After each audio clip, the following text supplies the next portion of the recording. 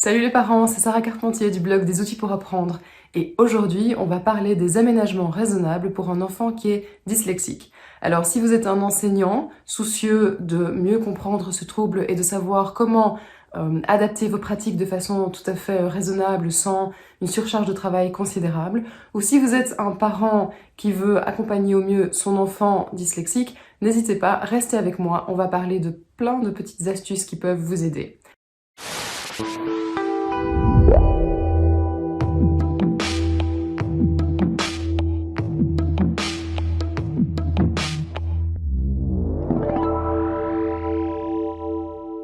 Alors dans cette vidéo, je ne vais pas parler des origines génétiques et neurologiques de ce trouble.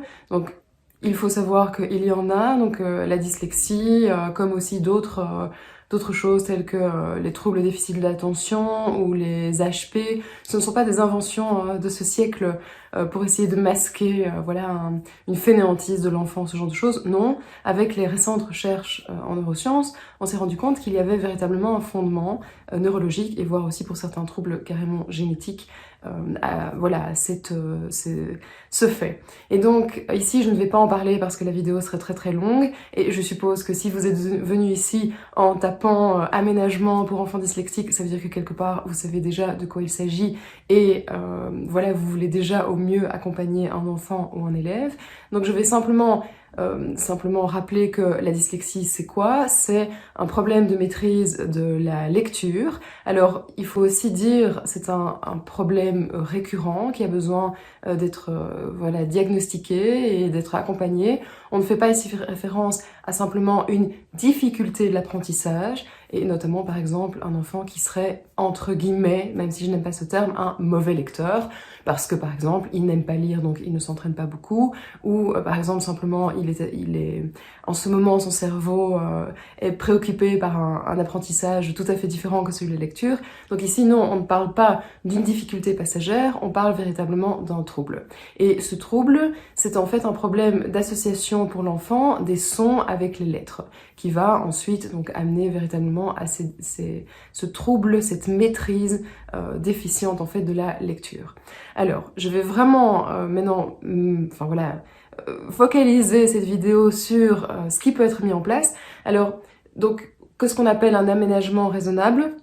Mais il faut savoir que les enseignants, ils n'ont pas attendu qu'on découvre ce que c'était que la dyslexie ou que les autorités prennent des mesures par rapport à leur pratique éducative. Alors bien sûr, vous avez des enseignants, mais c'est la minorité heureusement, qui s'en foutent complètement, qui ne savent pas ce que c'est, qui ne s'y intéressent pas et qui considèrent que tous les enfants doivent avancer comme ça, en parallèle, au même rythme et que ils doivent s'adapter. Et heureusement, il y a une grande majorité des enseignants qui, eux, par contre, se sont bien rendus compte qu'il fallait faire quelque chose, qu'il fallait qu'ils adaptent leur pratique aux spécificités d'un enfant qui présentait un trouble dyslexique et qui, malheureusement, souvent sont démunis parce que soit ils n'ont pas été informés sur ce trouble, ils ne le comprennent pas vraiment, soit ils essaient de mettre des choses en place mais ils se rendent compte que ça n'aide pas. Et il faut savoir qu'un enfant qui présente un trouble de l'apprentissage est un enfant qui doit être accompagné et surtout qui doit être rassuré, qui doit être compris. Parce que l'enfant qui commence à avoir des difficultés, ça va faire ce qu'on appelle l'effet boule de neige, qui est très bien connu aussi par les enseignants, c'est-à-dire les petites difficultés vont en amener de plus grosses, et puis de plus en plus la pente va devenir raide, la boule va devenir de plus en plus grosse, et ce sont des enfants qui finissent par malheureusement avoir même des syndromes de dépression sévères, parce que simplement ils se rendent compte que quoi qu'ils fassent, ils n'arrivent pas à se raccrocher aux branches et ils tombent de plus en plus vite vraiment dans le gouffre. Alors ici je ne parlerai pas non plus dans cette vidéo en tout cas du système éducatif belge ou du système éducatif français et de ce qu'il faudrait changer que pour accompagner au mieux ces enfants. Il y a énormément de choses à faire, mais je n'en parlerai pas ici, donc je vais vraiment me focaliser sur les aménagements. Et prenez un bic, prenez un papier, si ça vous intéresse. Je vais vous lister tout ça et voilà, je vais arrêter simplement de parler. Vous n'allez plus voir ma tête, vous allez voir donc tous les aménagements s'afficher à votre écran. Alors il est clair que la première difficulté évidemment donc, de l'enfant, c'est de s'adapter aux textes tels qu'ils sont en fait partagés en classe. Donc l'enseignant ne doit pas hésiter à proposer d'autres textes plus courts, plus faciles que ceux qui sont vraiment réservés à la majorité des étudiants, des élèves, tout simplement parce que voilà, l'enfant ne va pas pouvoir s'adapter directement au niveau de difficulté qui est proposé en classe. Encore une fois, il n'est pas fainéant, c'est pas qu'il manque voilà, de bonne volonté, mais réellement il faut savoir que ces enfants quand même atteints de troubles d'apprentissage tels que le trouble de la dyslexie sont des enfants qui se fatiguent très très vite. Ce sont aussi des enfants qui ont souvent des problèmes attentionnels qui sont liés à leurs troubles. Donc non seulement ils se fatiguent vite parce qu'ils doivent être de plus en plus concentrés, mais ils ont aussi un défaut de concentration à la base. Donc ils ont vraiment besoin au départ d'être encouragés et pas d'être jugés, comparés aux autres élèves. Et voilà, une façon de bien leur montrer qu'on prend leur cas en considération, c'est de leur proposer notamment d'autres textes. Alors, il y a un tas d'applications numériques dont je vous mettrai, dont j'ai fait un article et je vais vous mettre le lien en dessous de cette vidéo. Ces applications vont également aider l'enfant à lire en classe, notamment parce qu'elles vont lui permettre de suivre les mots beaucoup plus facilement. Donc on a développé pas mal d'applications pour les troubles 10 et notamment surtout pour la dyslexie.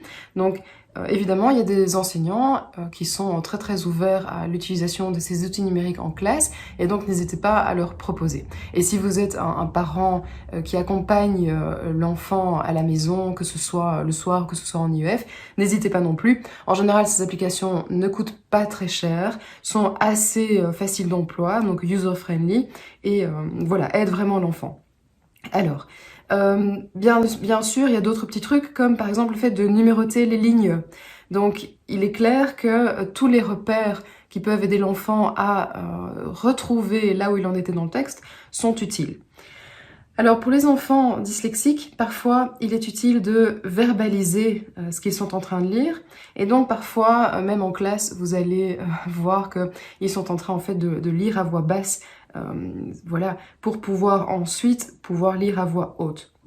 Donc, dans les moments de lecture de l'enfant, s'il chuchote, s'il lit des bouts de phrases plus difficiles pour lui à voix basse, ne vous étonnez pas et surtout, encouragez-le, ça l'aide.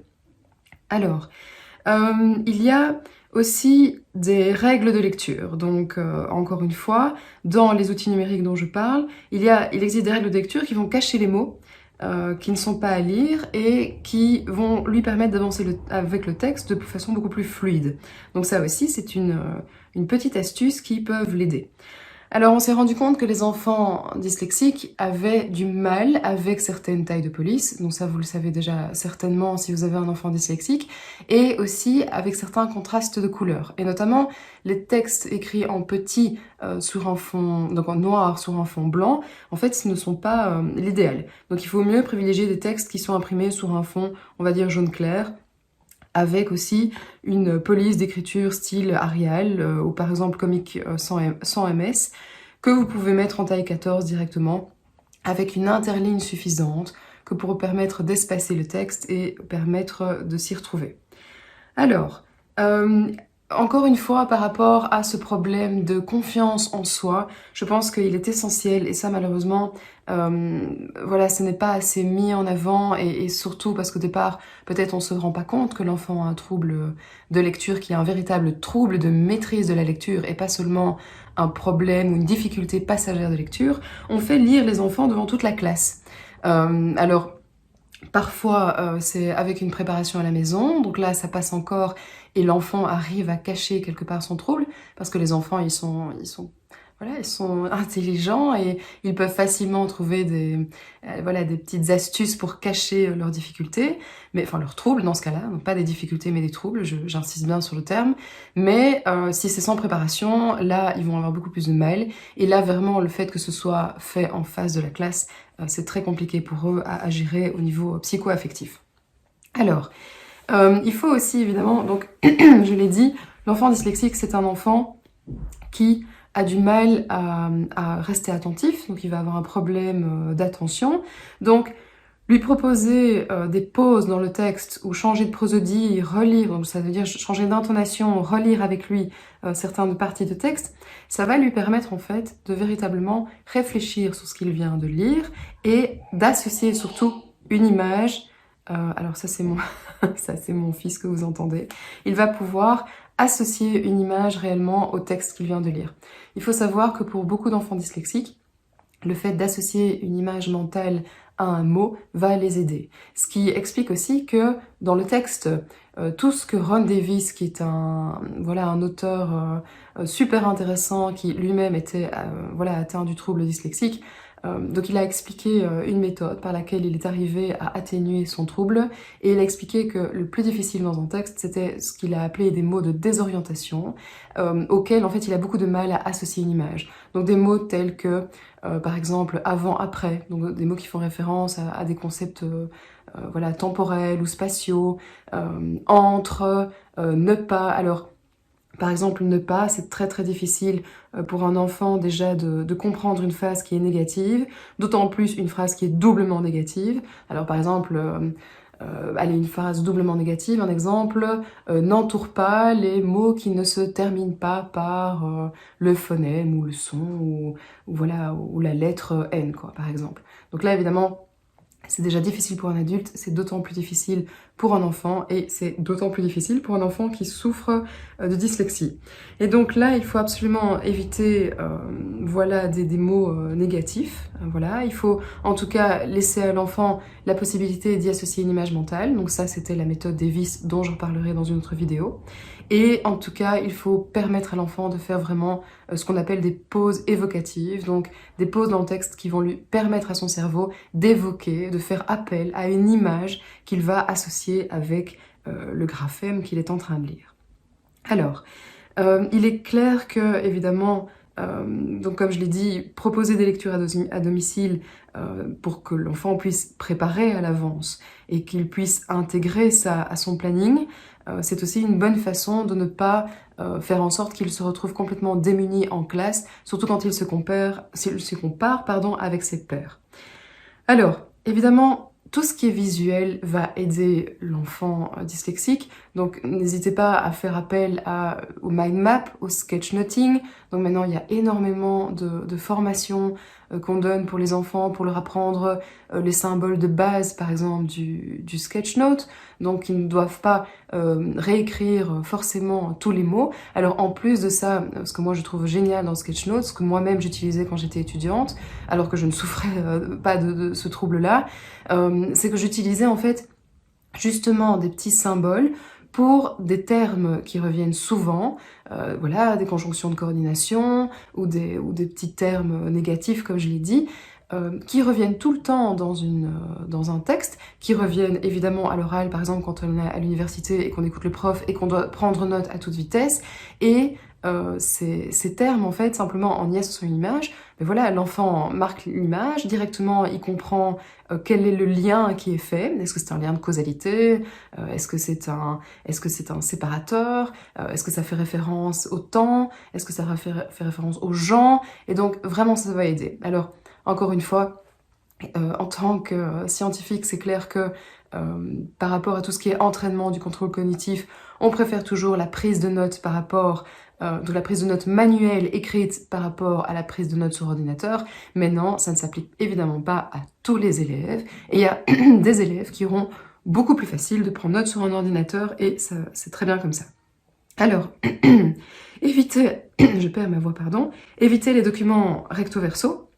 Et leur dernier petit conseil, lire à l'enfant ce qu'il vient d'écrire va parfois lui permettre de réaliser ce qu'il a écrit, parce que parfois, il croit qu'il a écrit quelque chose alors qu'il a écrit quelque chose de différent.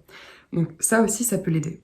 Alors voilà, j'espère que tous ces petits trucs vous auront aidé en tant qu'enseignant ou en tant que parent.